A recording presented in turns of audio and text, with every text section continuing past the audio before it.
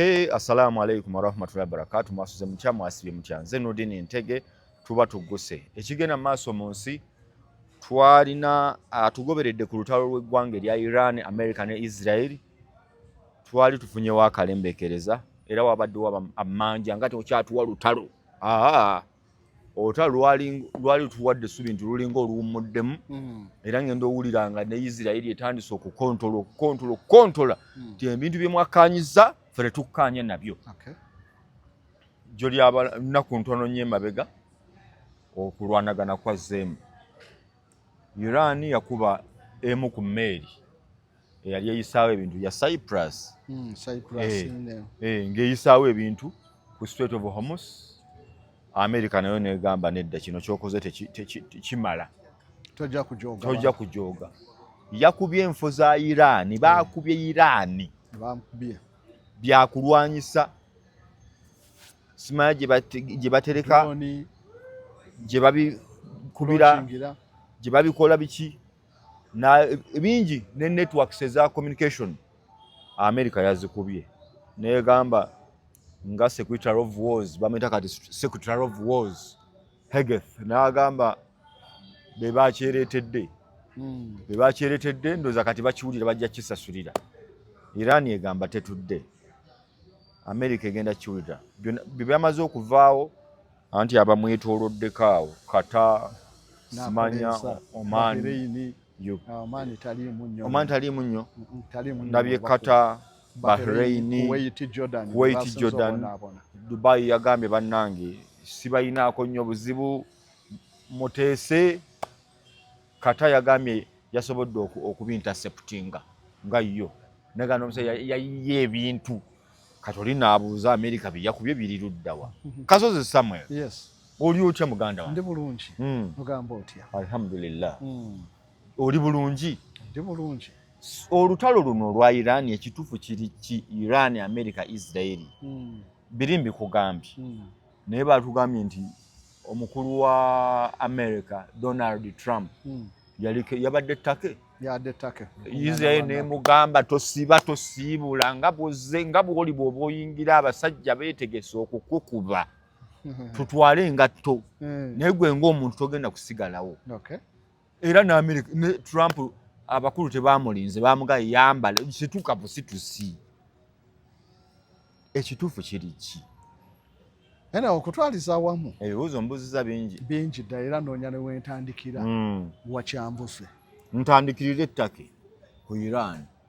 Kaakati ettake ekyaguddewo kya threat ezo wabaddewo omubaka wa parliament e Iran ye yafuddeko ekyo n'agamba nti mu butuufu yeewunya eggwanga nga ttake nerigamba nti mukwano gwa Iran ng'omusajja atukuba ali awo n'omukkiriza okujja n'otomukwata. Era ye n'agamba yali badde ayagala Iran bakozese coordinates we yasuze na Chiba mukube kuba balinawo obusobozi omubaka wa parliament MP. Kaakali ate nga kyagenza okubaawo nga bali mu kuziika Supreme Leader. Supreme Leader okuziika twakulabye kwadde kwakoze record mu Guinness Book of Records. Record yaki? Okuba fune ekyasinzeeko abantu abangi. Aba Iran baweddeyo millions abadde 2 n'okusukkawo nga bonna bazze kuwerekera kamera. Yes, procession yabadde e Tehran nevaawo ne bagenda mu kibuga eky'Ekwamu gye yasomera Kameneyi era ewali gundi seminary gye basomeseza abasinga abo n'avaawo ne bamutwala Kabala ne Najaf Iraq nayo yatuuse naye nga namungi w'omuntu agoberera. Nze no nali manyi bamuziika dda. Bamuziisenga bamuterekera kyebbangiro lyonna. Tebasobola kumuziika batyo nga n'oli eyaliko Supreme Leader we yafiira abantu bawera million kumpi 10 mu kumuziika. Ono kyayitiridde era n'agenda meka 20 nga bonna bawerekera Kameneyi. Era bagambye nti nno kino kyasindisa signals eri abaamutemula abagambanga nti abantu bamukoowa. Kiba kizibu nnyo abantu abo abasinga ne wala okuziika okukyasinze nnyo okuba n'ennamba. Abantu abasinga abo balina mukko ka element nti no either bakulembeze bansikirano oba bakulembeze b'amadiini be basinga okubeera n'ekyo procession naye abantu ba bulijjo si kyangu nnyo okuziikibwa abantu abangi. So kaakati awo mu kuziika obwedda abantu bwe bawuba fulaga ya Iran ne bawubiramu nawo akaredi akategeeza revenge. So muddu za revenge zazze kuva mu kuziika.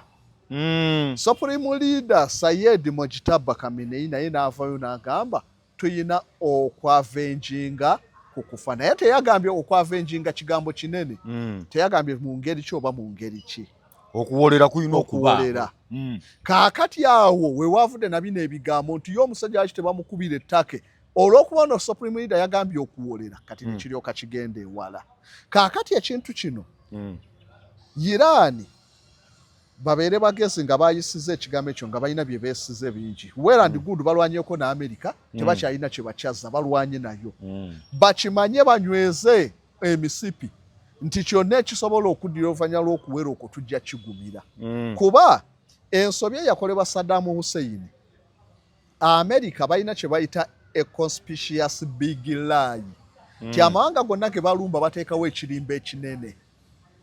Saddam Hussein bamugamba alina ebyokwensala ate ne Saddam n'atakyejjaako n'asigala nga awaganga mazima ga Katonda amaanyi tagaweza. Akiwagiramu kense mutye. Yalowooza nti wanaakikoza bajja kumutya omulimba. Kumbe bano kye bagenda okukozesa ffe batugamba when a hyena wants to eat its children it begins by accusing them to smell like a goat. Gwenga unyanga embuzi. Ng'olegenda kulya akaana kaayo. Kana kalimu olubuzibuzi kano. Olinga akabuzi kantu. Emalize kalidde akaana kaayo. Kaakati Saddam Hussein bamusibako okuba olubuzibuzi. Naye ne yeewaga nti lubuzi ne bamulumba. Nze embuzi ntomera. Nina chemical weapon. Nina ebyokwensa ne bamulumbirako. Supreme Leader omugenzi ye n'akimanya. Bwe bamusibako atomic bomb n'abyegaana. Era mu 2003 nga balumbye Saddam we bagambira nti yayisa fatwa egamba tajja kukola ki atomic bomb naye nga mazima ga Katonda teyayisa fatwa. Wabula yakiteekawo kwewala America butamulumba balumbye Saddam lwa chemical weapon bayinza okunnumba nga beesiba ku nuclear. So n'ateekawo ekyo kati 2013 eyaliko omukulembeze president wa Iran yali Ahmadinejad. Ye yakipopularize nga n'agamba nti Supreme Leader yateekawo fatwa tetulikola atomic bomb naye nga baakikola tukiyita survival instinct okusurvivinga limbawo ne bagamba yayisa fatwa ey'obutakola atomic bomb nga kyebeewala ensobi Saddam se yakola n'agamba nti nina chemical weapon ne bamulumbira okwo era akimanya wenaddawo nti chemical weapon era nuclear tujja gikola America ekulumbirako. Kaakati we mubanga nammwe mwayogedde nti nomusobola otemula president wa America mwenyweze olwaki Trump ye president omwe yakagezebwamu okutemulibwa emirundi ekiwera. Yali akyalina mu campaign bamwegezaamu kiki kye beekwasa mu kusooka tunoonyeza tulawo bakiriko akakwato oba Iran yeetabyemu. Buli lutemula lwe bamutemula banoonyeza lawo oba Iran yeetabyemu batandise ogisibako okuwunyanga embuzi. Abamerika naye ngaebyo byonna Isirayiri yeri mu propaganda. Mbadde nyina kibuzo kye ngamba Isirayiri yono njiraba mu nteeseganya yali teriimu. Bagezaako kulemeseza America mu lutalo bateekawo ekyo bakyekeza gireetinga. Kaakati essaawa eno bapresident wa America abasinza otemula batemulwa internally. Kennedy ekimu ku kyamutemuza batamulira mu nsi yaabwe. Kennedy ekimu ku kyamutemuza okusinza ku lipozi ze bagaana okureliizinga Bayisirayiri. Isirayiri ku mulembe gwa Kennedy baayagala okukola atomic bomb. N'okutandika okudevelopinga gundi atomic theories ezo okulaba enrichinga uranium. Kennedy n'abagaana. Era Kennedy yagamba mulina okubeera aba subject ku International Atomic Energy Agency. Mulina okuba ng'ekebera bye mukola. Mulina okusayininga nuclear proliferation treaty terikola byakulwanyisa. N'agana Isirayiri. Alagira Isirayiri. Isirayiri. Abayisirayiri ne bagamba osaaga. Bamunyiga. Tebakifulumya Abamerika. Kyovala nti ripoti za Kennedy Trump yagamba agenda kurelizinga file. Nga naye baakola okunoonyeza file zaali za pages omutwalo gumu kumpi mu 13. Ebirala byonna baabisirikira. Trump baga nti kabalinde abamu kiyinza okuaffectinga abamu abakyali abalamu n'abali muki ne babisirikira. Byava kuki Isirayiri. Kaakati na wano ku lutalo Isirayiri ng'eraba America saa yonna eva mu lutalo basobola okukola ekizibu America eringa eri mu kukkanya ne Iran. Ne Iran basobola okukola ekizibu ku Trump ng'olwedde mu amaso gamba mujja kutemula awo kimala bumazi Isirayiri okuinstigatinga public mu America okusupportinga olutalo against Iran. Ekyo kibadde eddira nnyo ku Iran nti America ekiretedde Trump oluzinga olutalo luno pressure yeewaka Iran threat yaffe tetulwagalira ddala kaakati nga mugambye mugenda okwavenjinga ku president wa America ne bamanda bamumentioninze nero akuba mpozi nga boganti oli yalangirira nti yamutta avenging Isirayiri nega ffe twaluguddemu olukwe public nega kaakati watya Trump ne bamutemula ku luno ne anti luli baagirako okutu ku luno ne bamuggyako ennyindo mwe mwakagamba okwavenjinga Isirayiri yatugambye baagala mutemula wuno bamutemudde olaba woddamu okulinnyisa sapoti y'olutalo mu saidi ya Amerika mu butuufu ddala Iran kati threat awo America eba yabulabe mu lutalo ejja full swing bajja kudda Congress egambe ddala waliwo credible threat eri America kaakati yesaa tutekewo effort mu lutalo nga ya America ewa nsonga ki anti mwagezaako temula pulezidenti yo yakola ki ani America yakola ki ku Kameni atobe mugamba anti ndi mukubuuza America yava publicly ne Israeli ne bagamba twasse supreme leader ensa operating la kuchi anti zenkuwa gulwaki olowooza oli bwavayo n'agamba bannange yenna yatukoze kino tuli musasula naffe tujja mwesasuza gwe n'ovaayo n'onenyo n'agamba akaabira maama we gwose oba kitaawe odini amateeka g'ensi eno gaffe valinga w'amaanyi gatya ow'amaanyi asalawo akola kyayagadde America olw'okuba nti yew'amaanyi abadde akuba buli wayagadde ne kigana bakikola tokkirizibwa mwegezaamu kyekyo empologoma ebeera mu nsiko tebaginenya lwaki yalidde engabi eri olubuto yew'amaanyi nze yantama yew'amaanyi oba kalema ekalya oba kali lubuto oba kamulekwa tebigikwatako kati n'ensi weebadde etambulira basupapawe babeera n'amaanyi bakola buli fujjo lye baagadde bo batemula kibeera okay gwotemula ewaabwe ensi nalukalala tewawulira omuyimbi wane yayimba ku lukoni ti ya Museveni we are happy to receive you here in Igulu enti webatta omumerika ensi yonna nekungubaga bo webatta teriakuwa kati America kyekyo kyebadde yina olwa status y'obwa super power batta Kamene ne bakulaga twakikoze olwa kutaasa ensi wokwata kuwaabwe oyo terrorist nalukalalawe emirimu so ebyo byonna birina kuddamu amateeka galina kuddamu kubeera written by other nations becoming stronger kati ebya America ebikola ku Iran tabikola ku Putin tabikola ku China naye gwe olw'okuba oli munafu bajja kati ne Iran kyeyina okulwana nayo kiveewo so kaakati ni case accident nebaawo ne batemula Trump mujja kulaba full scale waawo kubanga baateekawo ekirimbo namwaka Katonda mukambala ddala twagala kumutemula naye Isirayiri kino nalabye kuba banga yafulumiza olugambo egudde mu lukwe bagenda kutambuza ekyo Isirayiri basobola okwetemulira Trump kati Isirayiri tukitwale nti Isirayiri etiira ddala Iran no eyo sirati nene bamwegezesaamu ne bamulaba ne bamwegezesaamu n'Amerika n'akaluba kaakati America webivaamu Isirayiri ffe tugenda kusigalawa mulwane kulaba America taluvaamu oba mutemula Trump oba mutemula Trump emubeererewo osigalewo okubalwanira entalo zaabwe enkaayana ezibaddewo ne Isirayiri zibalase nti America saa yonna yeewaggula mukoleyo ekisika America okugizza kaakati basobola okuyitira America ebeere mu lutalo nga luyambayo Isirayiri kati Isirayiri eteekawo decoy eteekawo ekirimbo America eruyingire akatego America ejjengeze kwerwanako nga yo erage nti n'ekizibu ky'aba America nga naye bano be bakinstigatinze erage nti threat ya Iran etuuse ku America baababuuza Iran buzibu ki bwekoze ku America nasooka ateekawo ekirimbo Iran eyagala kukuba bibuga bya America ng'ekozesa drone ebyo ne balaba ng'ekyo ekirimbo teri asobola kikkiriza kaakati bwe bateekawo nti baagala temula mukulembeze abantu bakiwulira naye tebajja kikkiriza we bamutemula then ofuna kw'osobola okulaalira kati essaawa yonna Isirayiri egenda kutemula eyinza okutemula basobola okukikola nkulaze ku Kennedy baakikola olw'okubalemesa okukola atomic bomb era Jimmy Carter olwajja yabakkiriza.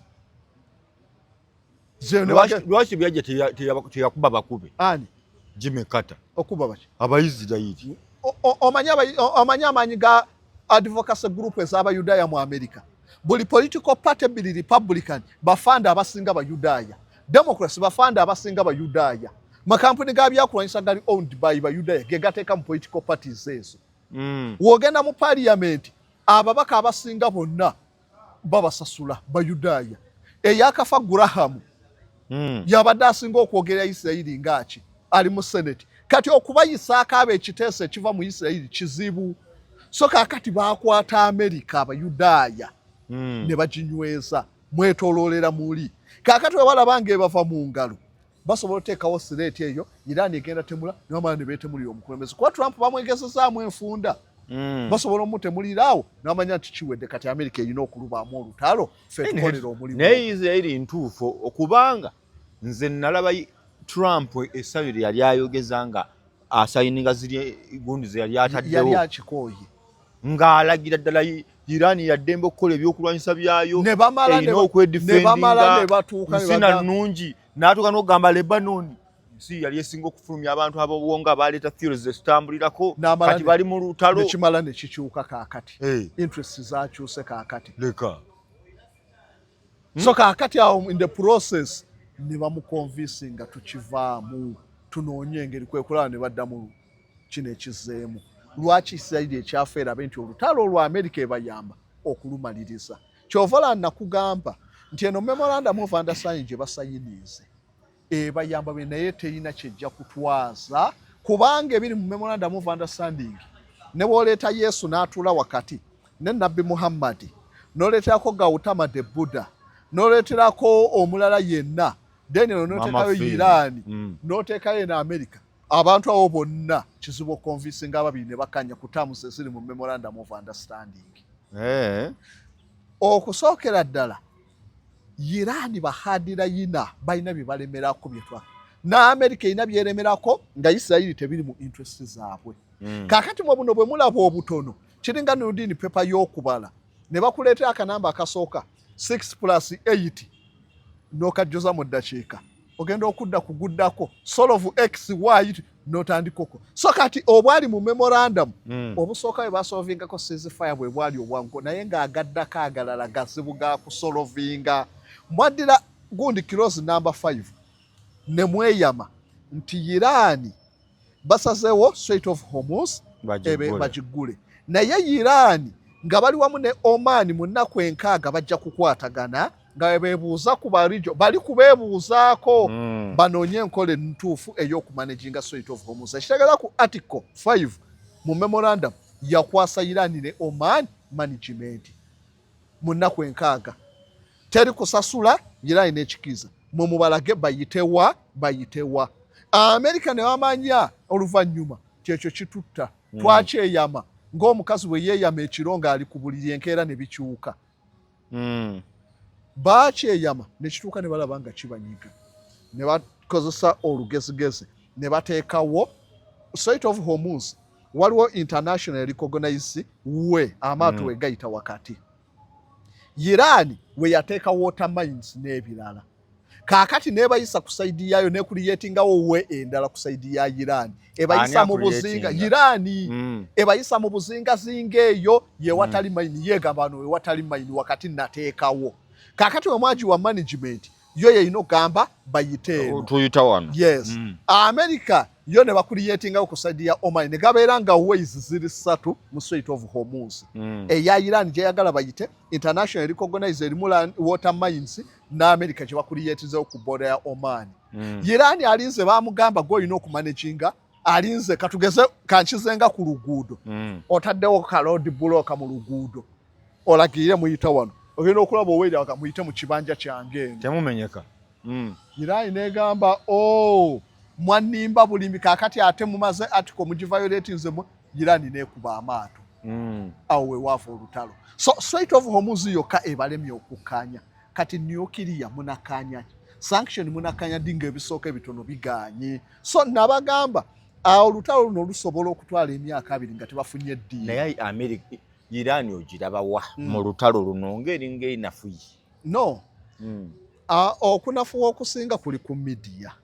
Nuludini Iran kaakati bali battle stricken, bamanyira olutalo. Omuntu ng'olwanye nabo mu nnaku 3 ne mwekuba. Amerika yakuba bubi Iran mu period eri. Ne bakulaga nti bagumu basurvivinze. N'oteekako blockade. Ne mbagamba abantu wano blockade tejja kukola. Ne bagamba gwolimba buli mito yagala Amerika. Wakyawa Amerika blockade nekola n'omusiraamu. Blockade nemala netekola. Ne mugamba kaakati ne blockade eganyi tubikoye tukole ceasefire tusayinize memorandum. Mugisayinze mumale mugivuddemu ate mudda ku kyasooka kaakati tukube Iran. Nga ekyasooka mwamukube ebbanga liri lyonna nga morale eri waggulu ne kigaana. Kati amawanga agali mwe waalisinzidde okuba Iran nago geekokola tegakyayagala. Tosuubira nnyo nti ojja kusobola okukutula Iran ate kuguna omulundi. Andi Prime Minister Jayinza owa Bungereza omupya anajja ayinza yo okuwagira olutalo. Atoza Bungereza egenda kugattako kyekiryawo. Bungereza siri eggwanga iryawo nti no liyina ebyo lifulumya nnyo ebyokulwanyisa. Balina ebizibu bya interest za Bungereza singa ziri Ukraine. Threati yaabwe si Iran, Ukraine. Ukraine weegwa. Russia n'egiwamba. Kitegeeza nti no first line of defense okuva ku Russia egudde. Russia sawa yonna asobola okuyingirira abaddako. Kale balina okulwana Ukraine ereme kugwa. Bw'omujikiza n'egwa mu motivating Russia okulumba Estonia, Latvia, amawanga ga Europe gonna olutalo lwe Russia lwe lukulu. Olwe Ukraine si Iran.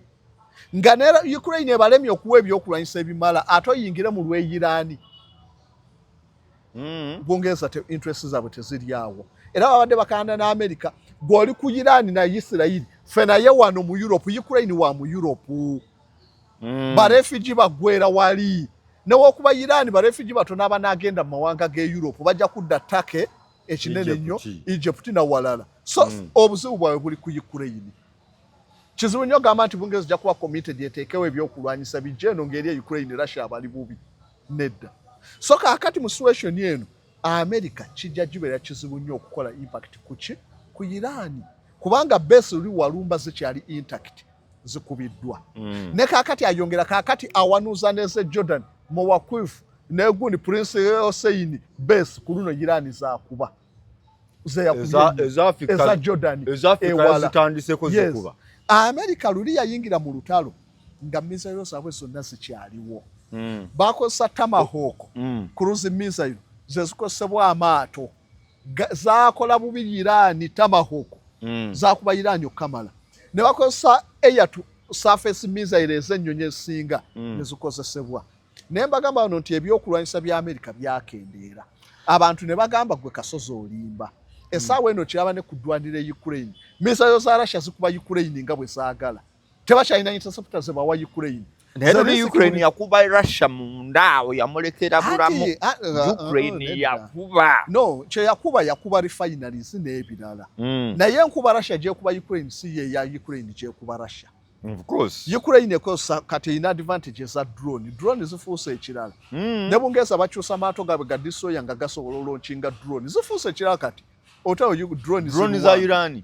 No, drone munsi wonna. Drone zifuuse ekizibu. Buli omwani mu modernizinga drone kati. FPV drone zifuuse ekizibu. Iran zekozesa. Iran sizekozesa nnyo FPV tezigenda wala naye drone ezigende wala. Wanuwe drone kimikaze drone. Kati amawanga gonna wegaze. Ne Russia zigikola ekizibu. Kyosi detectinga kizibu. Kyekikola Russia ekizibu. Naye ate yo kyekuba Ukraine ate kinene nnyo. So kaakati luli ekitaliwo kugwa Biden. Ukraine yali efuna ebyokulwanyisa bulungi nga bacekinze Russia nga n'okuwamba ekibuga ekimu nga Konstantinivka kye bawambye. Wotunira bato eyagundi Pekrovsk yatwala kumpi omwaka mulamba Russia okuwamba ekibuga kye. Kaakati kitwala myezi nga 6 Russia ebiwambye ekibuga. Ekitegeeza mobility ya Russia yeeyongedde ku mulembe gwa Trump okusinga ku Biden. Lwaki ebyokulwanyisa bawa Zelensky byakendera Iran. Kati bo bano Abangereza ne banywanyi baayo abali mu Europe. Otalo ate interest ziri mu Ukraine. Obusobozi tebabulina. Germany yekka yayambyeko okubeezawo Ukraine. Lwaki Bungereza ggwanga ttono. Lina base zaali ez'enjawulo mu Europe. Anti kino si kyakuba na base. Base bakulaga kaakati wotuna General gundi Frank Mackenzie wa America yagambye best it's an antique system of defense system enkadde nnyo tekyakola yali ya Cold War Iran ezikubye nezimalawo era yagambye America balina kuddira base zaayo basengule basise Israeli oba Egypt wemusobola okuzirestuinga basijja okulinana yagambye kiba kya busiru nnyo okuleka base okulinana Iran wazikubira so best tekyalina mugaso ku ggwanga nga lirina missile kati ezikuba nezo kakali kugamba base nti bongeze ina base si kyekikulu wabula ekikulu General wa Russia eyayamba okuza Russia ku luguudo yagamba nti yatunulira Russia ng'egwa n'atunulira bamujahedini mu Afghanistan nga bagobaganya Russia mu Afghanistan ngedukanga nsalo omutwe Soviet Union Biden n'akizuula nti nno ekintu ekikulu yakozesa ebintu bisatu to have the right gears ebyokulwanyisa ebituufu at the right time and in large quantity. Singa Russia yine ebyo teyalifudde mu Afghanistan. Ebyokulwanyisa ebituufu ebingi kimala right gear mu kiseera ekituufu. Era eyo Putin yenkola gye yaliko nti olwalumba Crimea 2014 America n'amanga Europe ne gatandika oteeka ebyokulwanyisa mu Ukraine nga gakizudde Russia ono yalifuuka ekizibu ku Ukraine. Trump ne basasinga ne bamanya ebyokulwanyisa biri mu Ukraine. Wetulumba Ukraine ebeera disaster. Chovala okuva 2014 tebagirumba paka 2022. Putin n'addira kye bayita war industry ne bagiteeka ku war footing. Kitegeeza ki? Nti Nurudini ogenda kukyaza abagenyi. Bako n'ogamba tugenda kukola ki? Tubadde tulunda enkoko 10 katulunda 5 twongerezeeko embuzi twongerezeeko ebirala bimiitinge ne demand ey'abagenyi abanajja. Kaakati Putin ye yeetegeka Europe ngabo tebakiriiko. Naddira factories ezikola tanka ziwura Ruvagonza Vadi we muba muwadde mu employing abantu 3,000 ne bemployinga 3,000. Bwe muba mubadde mukola tanka 8 tuyina okuboostinga abasamba yakola ebintu ng'alirede okuwanagana n'ensi yonna baliwo kye bataakola. Yakimanya nina okulwanagana ne NATO yonna nina okulagana n'amawanga amalala bonna okubasobola mu intelligence mutuna productive capacity y'amawanga amakolero ebyokulwanyisa Bungereza gafulumya kyenkana ki Storm Shadow missile bafulumya mmeka omwaka Bufalansa Scalp bafulumya mmeka Germany Taurus missile bafulumya mmeka tanka bafulumya mmeka ne bakola estimate ne balaba ti West tuyina okukola nga tuzidabolinga nti we tuba ku ddwaniro omusirikale buli ddakiika waba yeetaaga ebikompola 5 ng'abifuna. Russia kye yakola ne yeetegeka Babungereza tebeetegeka ne bayingira mu lutalo basupportinga Ukraine nga bamanyi bali ku Russia kumbe oli yeetegeka bali ku Russia eya Soviet kumbe omusajja yeetegeka bali ku Vladimir Vladimir ali ku ddala ki abule ddala abo yali mu intelligence nnyo sirika nnyo ddala yali mukesi emyaka gye yamala mugi omanyi okubanga bakustationinga mu East Germany. East Germany wali obukesi obutagambikaawo so kati yali mukesi mukulu nnyo era Boris Yeltsin yakola ekintu kinene nnyo okubakwasa Putin era temuddawo okunyooma abakulembeze mbono mutamivu tasobola kulembera. Boris Yeltsin yali mutamivu mu byafaayo bya Russia yagenda mu America n'atuuka n'ava mu kisaawe n'afa mu nnyonyi yennanga afuukulanga mpologoma asesema anywedde omwenge. Abarasha banywa nnyo omwenge naye yabalondera Putin ng'amanya akasajja kano kasobola okuteeza era basooka fuga nga ba co-leaders Putin wali ne Boris Yeltsin n'amaana akwata obukulembeze. So mbadde nkulaga nti Europe ekiginyize nti industry zaabwe productive capacity eri wansi basanye ebirwa wansi tebateeka budget mu byakulwanyisa nga bamanyi tewali lutalo lwamanyi ye Russia ng'abeetegekera. Kaakati Germany yeegezaako okulinnyisa batandika producing naye ekyo kitwala emyaka ate ne supply amawanga amanene galina advantage. Bw'oba mwetaaga bauxite akola explosive Russia bamusima mu birombe mwetaaga steel iron mwetaaga biki babirina gwe Bungereza wabijanga eno mu mawanga ge wakolonizinga kati gaguza buguza. Kakati kyekinyiga amawanga ga Europe matono minerals galina ntono kyova bava Congo kyovala abalwanire Congo ate ne Congo okugenda okubijja mu bayekera bikuwera bya bbeeyi Russia abisima so kaakati okuvuganya oyo kizibu kaakati bungereza Europe yonna balina kwegatta okusobola okugezaako w'obagamba okudda ate ku Iran ng'eno Russia abali bubi ate baba interest zaabwe tezituukanye kati ye challenge sa America alina okulusigalamu yekka. America onolooza nga tuwunzika teyaddayo neeri grouping amugina emyezi n'agamba luno nkomawo nga ndi muba n'agamba amafactory mukole mufulumye. Si kyangu ebyokwenzisa tebamala gakola ng'asiika paani kigamba gundi annyongereyo kandiizi na wano lyampu nno ebyokulwanyisa okola misayiro emu nga Patriot kiyinza okutwala omwaka emu bweti so ekitegeeza bayinza okwasembolinga misayiro nga 100 omwaka guno tugenda okukola obuganga tekinologi alimu ebicu byonna byogenda okubikola okubituusa process nnene then ate America kyerina kye nagamba abantu abagamba kasozi saagala America mbu America ebyokulwanyisa okwefulumya America balina tekinologi bagesa okukamala naye ekibanyiga kye tuyita procurement paradox nti okugenda okutuuka okujja ebyokulwanyisa ku factory Ministry ya Defense ebifune biyita mitendera mingi abalagira abassaako fulumya tofulumya. Yes kakati okugeza Lockheed Martin efulumya ennyonyi za F-35 okujiwa kampuni okujiwa contract eyo Congress erina okukkiriza Congress erina obamatiza tulinawo threat yeetagisa tufulumya ennyonyi nnyingi ne bata ssente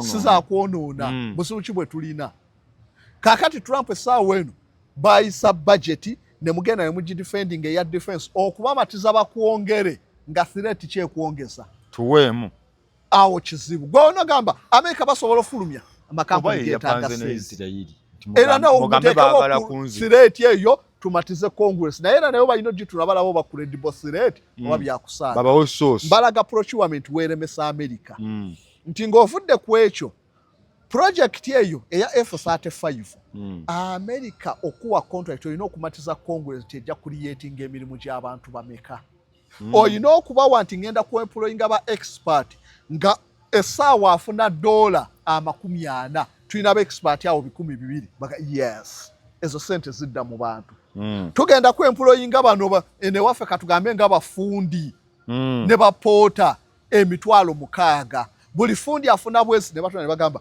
aba abantu emitwalo nga 8 giyina emirimu awo katubaddize contract yetu girenewing kati bagenda ofulumya misayiro nga eyali fulumidde ku miliyoni emu eya $1 bagattako ze basasudde bano abali expensive ne namungi w'abakozi gwe b'employees n'ez'obulango amakampuni gahayalinga TV stations katugezeyo ba Uganda wano olina okuhayalinga Nuruddin omuwe sente ayogerere project ya F-35 olina okuhayalinga Kasuku ezo zonna sente bagenda ofulumya misayiro ng'eyali fulumidde ku mitwalo 6 eri mu miliyoni 3 olwa cost gye bateekamu so kakati ekyo kiri costire nnyo mu America kyovula abayirani bafulumya Russia efulumye ziri cheaper government yeyekolera eno zirimu ba contractor private omuntu yasoma economics yenna omanyi kye bayita price mechanism price mechanism agamba it's price and profit that determines where to allocate resources in a capitalistic society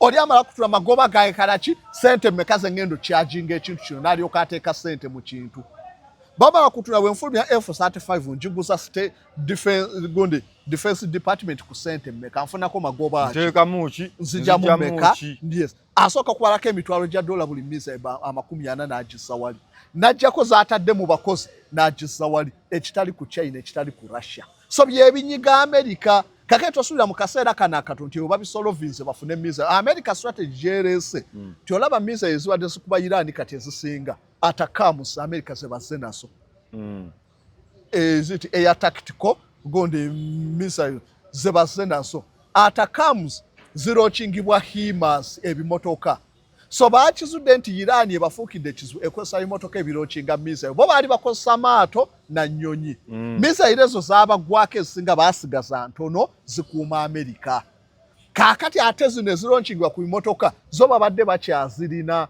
kaakati baabaze tuddeyo na zino kuba Iran zekozesa tukuba naffe ze tuba tukozesa era wootulina gundi base ezisinga Iran yabadde kuba bimotoka ebyo bihimas ebirochinga missile ezo yonga wevaawo nyini weva kakati Iran yabadde kambale kumaanyi kati America nabo bakiko nti ye tutwale bino kakati okudda mu lutawo luno bakomyo nga strategy yakosa bimotoka ebyo zo missile amaato omusaya yagakutula yagamenya amaanyi nedda amaato gyegali naye tegayina Tomahawk missiles egalonchinga ebyokulwanyisa ebitula ku maato tebabirina yes ze Tomahawk ze basinga okozesa kakati balina bino ebirochingibwa ebimotoka babivuze babirese byebiri Bahrain ekata byebikuba Iran missiles bakozesa zigundi atacams zezikuba Iran ne Iran zebadde nazo anti Iran yebadde nazo sejiru nazo ziringa ziri bazironchingira ku bimotoka ziri cheaper gugenda kuseka gundi eyo atacams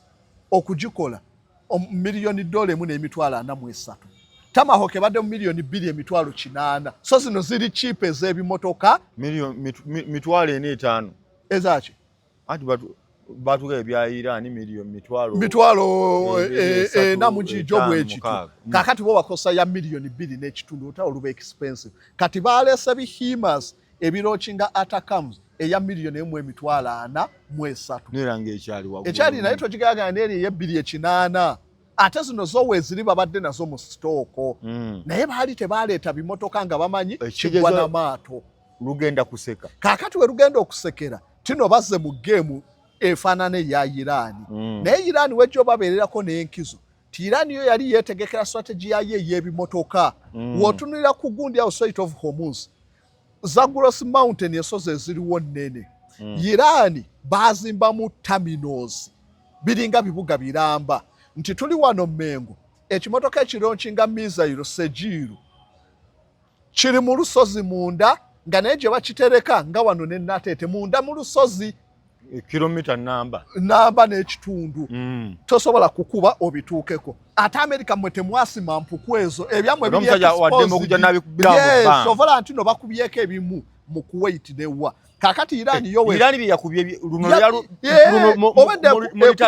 gye balonchingira ebimotoka ebyo kasozi nkutadde amadde nkyamalizaayo nti kakati strategy wejjo okugaanira America ebyamwe biri exposed mu base e Bahrain newa ebya Iran yabikweka nti bakijjayo ekimotoka ne kijja ekisembera wano ku Strait of Hormuz ng'omuzingo olwedde kweguli okukironchinga kitwala eddakiika nga 5 ne bakironchinga America webadde ebikubiranga nti satellite zezikola ziraba we mulonchingide ne ziraba exhaust omukko ogwo guva mu missile satellite balochinze wali mukube ennyonyi ne zisituka okukuba ekyo kitwala eddakiika nga 10 aba yasimbudde dde ekimotoka nga kimala kiddayo mu mpuku so nga ate America mwe musimbula basobola nabo okulocatinga we musimbulidde mwe temulina mugenda kukweka kyovola abadde so olutalo lujja kumaliza nga America lujinyizeemu olw'okuba ebyamwe bye mulirayinzeeko kati Iran esobola obikuba ate ye byaye ebikweka yali yalwetegekera manyi olina kyoyizeemu abadde atubuza olutalo lwa Iran lukyagenda maaso lwazzemu lutokota kaffe weetuli okulaba naye nyongera kujjukiza Budondo mukulu Balamu ne Nammeere mugendeko Budondo ku luguudo olwo lwaki ddyo terukolebwa ate balumonitoringa okuva mu process ya bidding paka ku end oluguudo lwe Budondo lwaki terukolebwa ekirala ennamasube waffe eno mu kikajjo ennamasube waffe mu kikajjo awo ng'ewa Muzeeyi Musoke bw'ova eri ew'abasiitaano jja ab'ennamasube bamanyiwo bw'oyise wa Muzeeyi Musoke n'ogenda wa mukyala Kabanda oba wa Kabanda owa Kabanda waliwo omwala gino giri man made emikolo nga tegyaliwo just kutambuza mazzi enguudo baazikola emyala ne bagikola naye abantu bayoola buli kintu babibba ne bayiwa mu myala egyo n'ogiyitako nga giwunya mande tu mande n'obabuuza mwagala nkula wali abanaku abasula eyo waggulu wa mu kikajjo ng'oyise wa Muzeeyi Musoke n'oyambuka olaba abantu abo omuntu wawansi okugamba ye yefuna ekikonteyina mwateeka ebintu si kyangu nnyo iwe waawe etteeka we liba ekkaka libakikola naye gavumenti balina okudda ebibuga byaffe bino byetaaga okuddamu okupulaaninga obulungi nze nali eyeewamala twagenda okwanjula twatuuka emmotoka n'ekoma etwala ebintu ebyabako ne tubyetikka ku mitwe ng'ate otuuka ne mu biweereza obw'esayidi y'okumwala eri oweetisse ku mutwe n'otuuka ng'ate mulina kusala kabaawo muweereza oweeri kakati abo basuubira otya okumanaginga kasasiro era nga bw'okyogedde kati waliwo chairman addako bamuyita Juma Badru mu kikajjo sebo nkusaba ne ttiimu yo Juma bw'okwata onoba nga gweye chairman addako jangu osiba abantu baawaawo basibe busibi enkuba ne bwebindabindamu obuyinza nga bata muba muli awo nga tetonye ne mulyoka mugambe ekivundu kifubutuseruddawo oyita ewa muzeeyi Musoke n'uyambuka bagagga emyala mikole bulungi nguudo za mayinja wansi naye abantu bennyini bali ebyo bava mu bikomera ne balyoka baleete empitampya kasasiro mbwa spadi n'ogaba amazima amatuufu Kampala n'emiriraano beetaagamu silaamu clearance kyekijja okutaasa kyekijja okutaasa ebibuga byonna baddamu ne babikiriyalinga bano beetaaga just kukwata ku bantu ne babasiba busibi munaasiba bameka nedda bano si bangi nti anti nonodini abantu baffe oyina ekitundu kyotukanga ne chairman mulimu abatuuze batamanyi ani agenda okukola ogwajje nga asiba bali asiba nedda babuuze bubuuza leeni eno eriko abantu bamenga ntulika amayumba 15 oba katugaye kale tuzoga tuteeko kamera zaffe 3 oba 2 bagenda kuzibbirawo anti nze nkugambye tutaddeko 3 kuba tosobola kujja kubba kamera n'etakulaba tunaalaba eyagibbye omanye enguudo zaffe ojja kugiteeka wano ng'akayumba kooliko ekise okateekeo black sport guno gwenyogerako simwala nti gwa kilomita gino emizimbo gino egyomu bitundu n'ogamba nino tuli ennyumba nga 15 okwambuka anti jjukira emyala nayo girina butributaries obuleeta ku myala kitundu kwetereza naye abantu batadde kazambi buli lwotukayo ekitundu nga kiwunya naye ng'enkulaakulana yajja bo ne boonona nnyo kamera zikola mu ze bayita counter intelligence cities size zino ze tulina tebakikulima nti buli wamu gyateekawo kamera mbu zikole bajja kuleeta omwana ng'ataddeko mu masiki agenda agyasa counter intelligence cities baba bapulaninga ebibuga nti wano kamera wano sport eno waliwo wano waliwo eno wano waliwo naye gwe onokiteeka etunula eno nene etunula eno anaagiva mu mbiriisa anaagifaawa ajja kukola ng'era kambuuze ng'omuntu azze kulwana kuyiwa kasasiro abantu aleeta ayiwe eggaali banne tulina okuyiwa wano kasasiro ebira kamera ejja kulemesa n'ababbi ejja kulemesa n'abaki ensonga eri main ya kasasiro kyekugambidde okusolovinga kasasiro tulina kutereeza bibuga byaffe naye nga tetubitereezezza emmotoka ekuŋŋaanya kasasiro etuuka nga tesobola na kutuuka bantu gye balina kasasiro ng'awo wonna mwala tewali na kkubo lituukayo nodine waliwo we tuyitanga ku mwala abantu kwe bayita okutuuka oli gy'abeera kati omuntu oyo abo gye bali yes kakati abo bonna okubayamba anesinga butereeza kyenjogerako olaba wali ogenzeeko ekkololo ogerageranyisa kololo naawe no ndi mukuwa kyakulabirako n'osanga omuntu nga bo embwa bazisuula awo bano benkugamba ka community kalonda babayima ne babaleeta kolansi n'ayitawo ne bafuna abagagga nga banna mu katundu awo nibaga naye akaguudo kaffe kano akambuka tulio miliyoni 3 ne bagula hardcore kati okumaliriza debate eno n'odiini nga tukyalina abakulembeze balonde batosuubira mukulembeze ajja kujja akwate bantu abo nga bagenda omuwa akalulu kwerosa ngenda kutwalayo balamu agenda kukolaki nga abakulembeze bakyalondebwa tosuubira mukulembeze ajja kujja gwe gyobeera tolinayo tolaba bukulembeze bukolze bushango baawo bukola naye omanyi kye babukola ebutuuka mu kalulu abantu babeevuma so tulina kumanya nti erosi zino zeetaaga tudde ku mawanga abakulembeze nga balondebwa bulondebwa be bajja okusobola okuteeka nga si bantu be babalonda naye nga abantu nze nakunoonyeza akalulu kyamaani akwate ku mwana wa gundi nze nakola kino kiba compromising kati erosi eyina kubeera etya erosi tulina genda olaba e Rwanda wali omudugudu gw'e Rwanda balonda kyamaani nga si bantu be bamulonze nti nerekitiivu ng'ayina obuyinza chairman ayina obuyinza kumpi ng'oba pulezidenti n'omutuuze obutuuze omwana we akaaba omutuuze najje n'abuuza lwaki omwana akaaba naye eno nga tweguya akalulu ng'omwana ajja kujja chairman oli wali ekyana ekito kikwezi buli dakiika siba kirala ngenda kugira chairman akola bino chairman ajja agambe ku bali mbu tukwate abaana baabwe elective politics yasusinza okututta kati beeguya balonzi katubasanyuse enfuna akalulu tujja tema batema okay kamba sibuli wano tujja kukwatagana omulimu omulala abaagala ekigimusa ennamba yange eri clear 0701 558563 0701558563 abuuza filozofa Kasozi ku nsonga ya olutalo, nsonga z'eddiini, kamugamba abawe ku nnamba ye mube nga musobola okumanya naye. Filozofa Kasozi abalina kye babuuza. Ennamba ye 0756 67 2211. Okay. Mweraba tukwatagana omulundi omulala. Assalamu alaikum warahmatullahi wabarakatuh. Yes.